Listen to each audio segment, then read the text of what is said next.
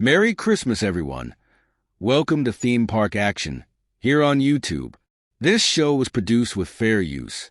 Whenever we hear the very name Disneyland, our memories kick in. Memories are connections to our past, ingrained within us forever. Maybe you visited Disneyland for the first time with your family? Was it your first date, hoping that if you have fun together, she might like you? When older, did you take your family to Disneyland just to see what all the commotion is about? No matter what, if you like Disneyland, you have a connection to Disneyland. You are connected. Well before Disneyland opened, Walt knew that Disneyland had to be a special place. Walt's brother Roy asked Walt, if people visit Disneyland once, what will make them return again? Walt knew that Roy had a point. Yes, a new attraction could be added to draw people in, but would that be enough? Walt thought about it, because he knew that he had to connect his guests to Disneyland. They would return back. The magical idea Walt had was to in some way connect guests. Disneyland opened in July of 1955. The next big event at Disneyland was Christmas. He got right to work on designing a magical Christmas. Walt loved Christmas. It was his favorite time of the year. He knew that is where he could connect guests to the magic. So Walt took all of his ideas to Roy and said this is how much money he needed for the Christmas decorations. Roy said, sorry, we have spent all the money to open Disneyland. We have no money to spare for Christmas. Walt looked at the accounting team and yelled, you bean counters get me the money. Walt walked out. No one could ever say no to Walt. This was not an option. Albeit a sparse Christmas in 1955 at Disneyland, Walt was able to decorate Main Street and spots throughout the park. There wasn't much, but it was something. Our show today will look at just how important Christmas was to Walt Disney. Those first few years were hard years at Disneyland, but Walt made it work. We will focus on the Christmas years 1955 to 1959, very key years in the development of Disneyland. Video footage from that time is weak, and only a few photos. With Christmas, Walt connected his guests to Disneyland. The rest is history. How many of you like to visit Disneyland during the magical time of Christmas? Enjoy the show. Christmases for young Walt were a humble experience, with a preference in the Disney family of exchanging practical gifts. It was Roy O. Disney, Walt's older brother, who made Christmas special for his younger siblings. He made sure to gift each sibling and his parents something frivolous every year, such as candy or toys. The Disney family didn't have much, but Walt loved Christmas from a very early age.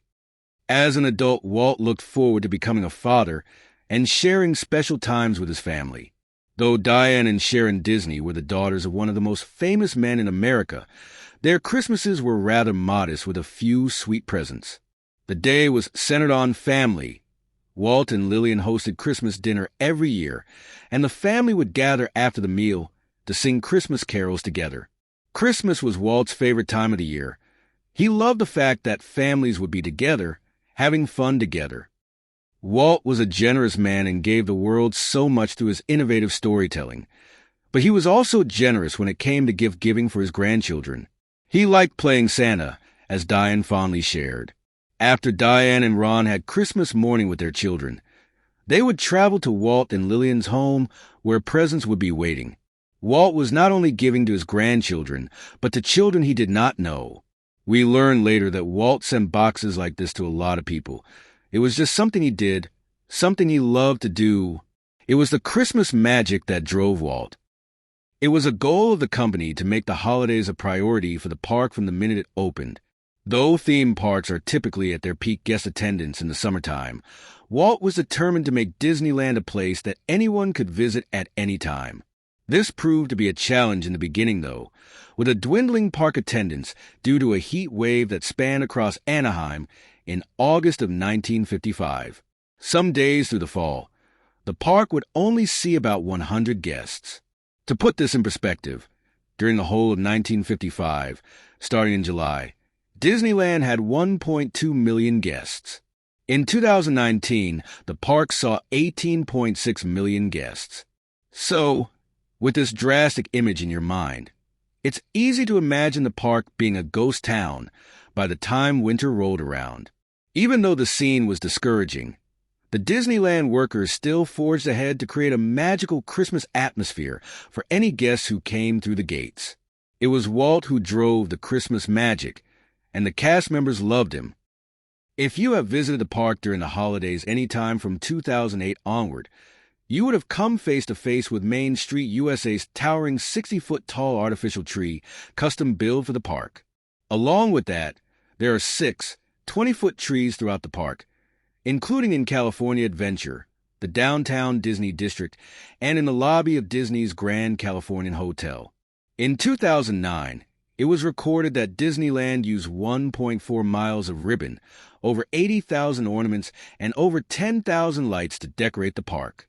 It's easy to assume those numbers have risen over the last few years. Now that we have these figures in mind, we can take a look at what Disneyland had in 1955. Since money was scarce, they could only afford to have decor that was absolutely necessary. In Central Plaza, where the Walt and Mickey Partners statue is now, stood the very first Disney Christmas tree, an all-natural one. It didn't have much, mostly just lights to keep it shining for a few weeks. Wreaths and garland were used in other parts of the park, including on Sleeping Beauty's castle and on the entrance sign to Frontierland. A few artificial trees were placed around the Main Street USA bandstand as well. Since the very first year, Disneyland has kept the tradition of transitioning the park over to holiday decorations in November and switching back to normal in January, allowing ample time for guests to enjoy it all. As a part of Walt's original vision for the park, he had included the construction of a traditional bandstand that was meant to be by the train station. Once it was built and installed, they decided to move it next to the castle, as its original spot obstructed the view of the castle. Beginning in that first year, the bandstand was rethemed to become the Disneyland Christmas Bowl. Local choirs were invited to sing twice daily, on weekends to sing Christmas carols. This instance started the tradition of the candlelight procession and ceremony, which officially began in 1958. In 1956, the Disneyland Christmas Bowl was moved to an area in Adventureland, at the time called Magnolia Park, as it allowed for more room. It lasted for 6 years, until it was finally removed to make room for a Jungle Cruise expansion. The bandstand still lives on today in Orange County. The other important tradition that first began the inaugural year was the Mickey Mouse Club Circus. Walt was a huge fan of the circus, with his fascination with animals and live performance. Walt loved the circus. It was a show of shows for the entire family. On the other hand, even though the circus was around for only a bit, it was Walt who canceled the circus run. It was really hard and expensive to take care of the animals. The circus show was a human show, so every day it was inconsistent to the previous show. This confused the cast members. Sometimes it was a bit of a mess. He had the bright idea of deciding to have a Disneyland Christmas parade, followed by the opening of the Mickey Mouse Club Circus, as a way to draw in guests and expand the Christmas traditions. Money was still an issue, as well as support from his team, as the general manager of Disneyland, Cedar V. Wood, was not a fan of the idea. Walt went for it anyway, cutting corners by financially underwriting it, and planned a big parade to announce the opening of the circus. Walt and actor Fess Parker, better known as Davy Crockett, lead the parade on horseback, riding from Town Square to the end of Fantasyland.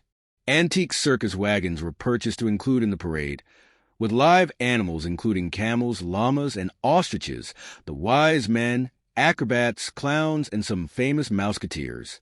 Jimmy Dodd and Roy Williams were amongst the group of Mouseketeers asked to participate in the parade and the circus.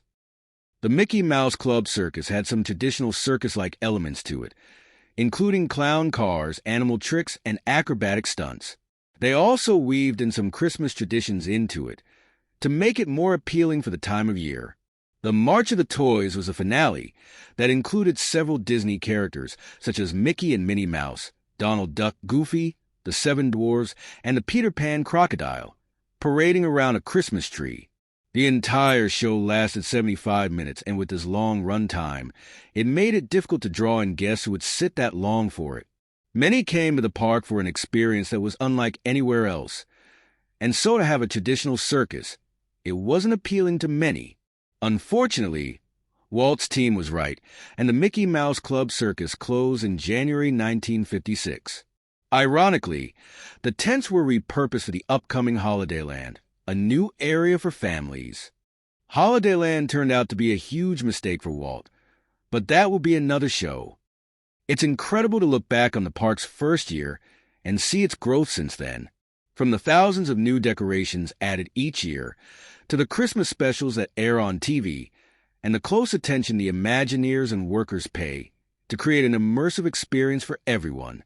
Walt would be proud of how Disneyland celebrates the holidays today. In place of the regular parade is A Christmas Fantasy, the spiritual successor, as it were, to the old Fantasy on Parade, and the fireworks show is replaced by Believe, in Holiday Magic, featuring a magical snowfall finale.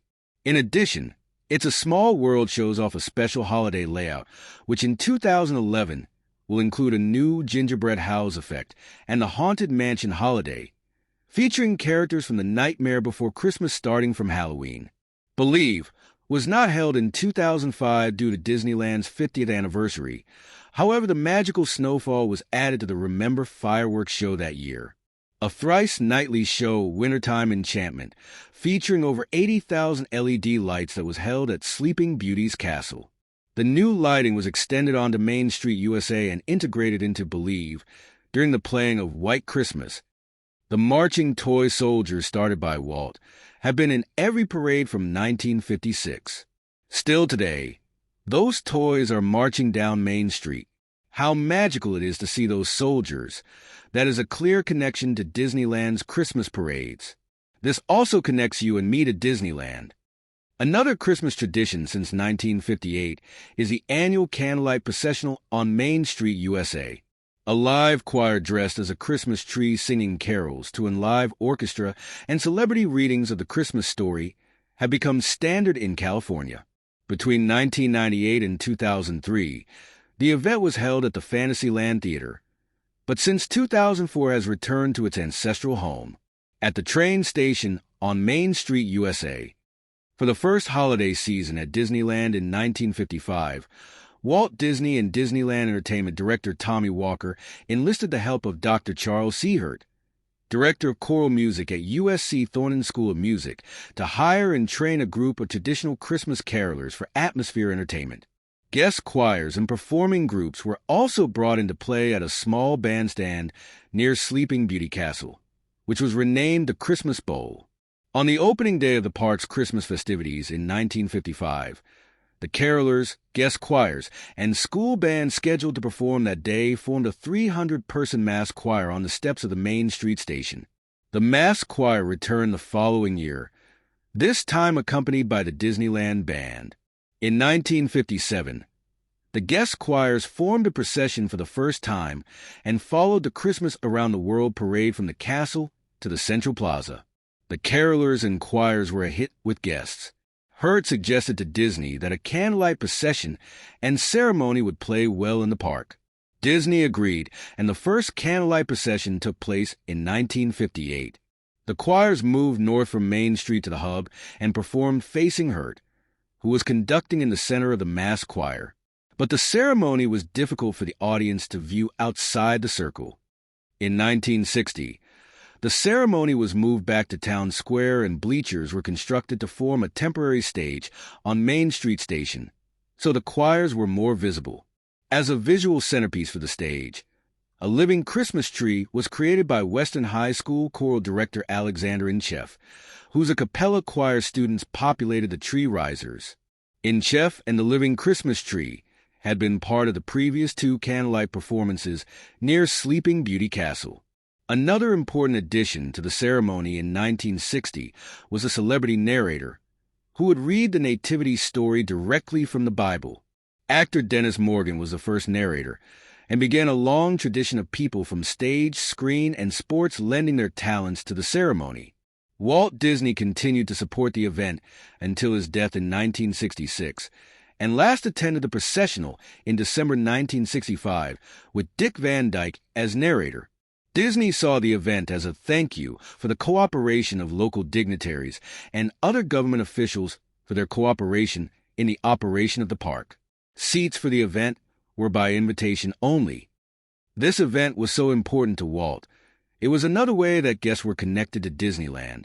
Thousands of guests revisit Disneyland year after year. Christmas connects them at the parks. Disneyland is one of the best places to be at everybody's favorite time of year. The Christmas theming of Disneyland begins in early November and remains on display through the first week of January. Christmas in Disneyland is a nostalgic feast for the senses. Holiday decorations, lighting, carolers, parades, holiday foods, Christmas-themed attractions, and more. Disneyland's special Christmas attractions include the Believe in Holiday Magic fireworks display, the Christmas Fantasy Parade, and Sleeping Beauty's Winter Castle.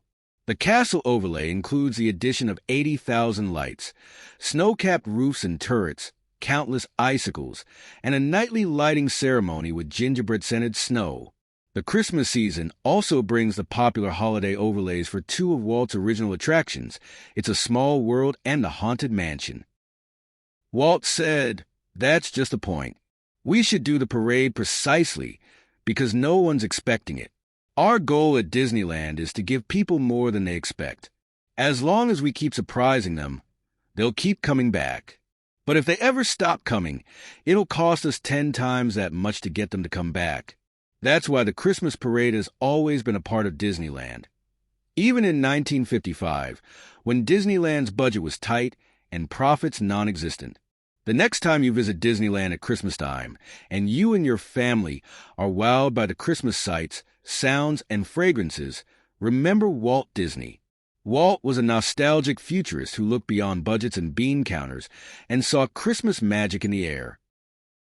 In a way, it was Christmas that really brought Disneyland together. It brought people, but more importantly, it brought families. The family was so important to Walt. How important was Christmas to Walt Disney? Christmas might have been bigger than Disneyland. Still today, traditions that Walt Disney approved happen year after year. Thank you for introducing Disneyland to Christmas, Walt. We are connected more than you will ever know. We are constantly being told here on this channel that we are haters. We hate no one. We only love Disneyland, and we are passionate about our love. Disneyland and Walt Disney must be respected, the core value of the park. Thank you, Walt. The next time you visit Disneyland and it's so busy, stop, look around, and thank Walt. He is the reason why you are there, and you are connected. We are still a bit under the weather, so I'm sorry for some rough areas of this show. Please do feel the passion of Disneyland's Christmas and have a wonderful, magical time. Merry Christmas. We love you all. Thank you for watching. This video was produced with fair use. We look forward to seeing you tomorrow. Peace and love.